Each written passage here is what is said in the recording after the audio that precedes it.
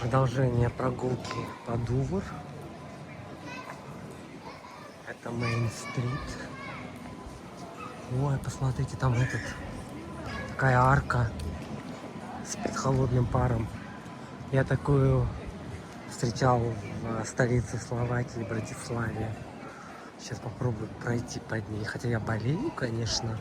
Надеюсь, я из-за этого не больше заболею. Надо будет пройти под ней.